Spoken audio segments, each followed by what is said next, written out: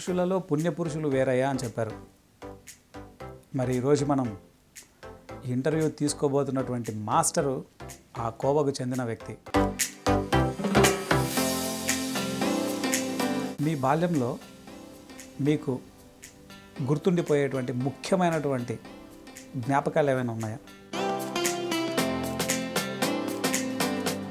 Marketing ఎగ్జిక్యూటివ్గా ఉన్నప్పుడు మొత్తం రాష్ట్రం అంతా, అన్ని రాష్ట్రము ఇండియాలో అన్ని స్టేట్లు తిరుగుతుండేవాడిని. వైజాగ్ నుంచి బైక్ వేసుకుంటూ ఇటు కలకత్తా వెళ్ళిపోయేవాడిని, అటు రాయ్పూర్ వెళ్ళిపోయేవాడిని. ఏంటి బైక్లో? బైక్లో. మీరేం చదువుకున్నారు?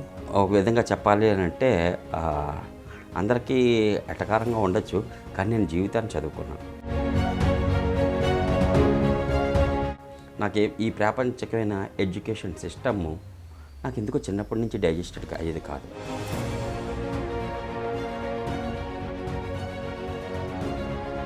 కొత్తగా ఏముంది ఇంట్లో, అది చెప్పింది వినడం, అది రాయడం. ఎత్తిపోతల పథకంలా కనబడుతుండేది. ఏ ఇయర్లో మీరు ధ్యానానికి వచ్చారు? ఎవరి ద్వారా వచ్చారు?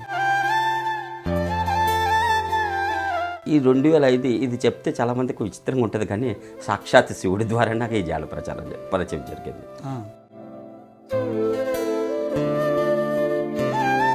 అసలు పిరమిడ్స్ అనేవి ఎందుకు కట్టాలి? దానివల్ల ఉపయోగం ఏంటి?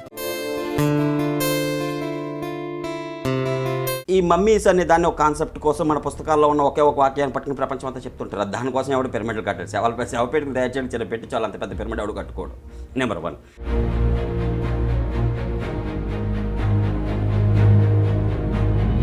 ఈ పిరమిడ్లో ఈ డెడ్ బాడీస్ పెట్టడం వలన ఒక మనిషి చనిపోతే ఎంతసేపులో బ్యాక్టీరియా చేరిపోతుంది?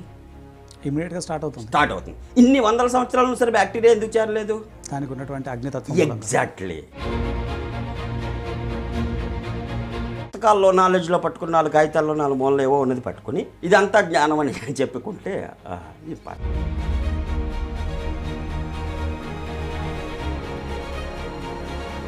నా దారి ఎడారి, నా పేరు బికారి అనుకుంటూ ఐఎమ్ కంప్లీట్ క్లియర్లీ ఉంటాను. కారణం దట్ ఈస్ మై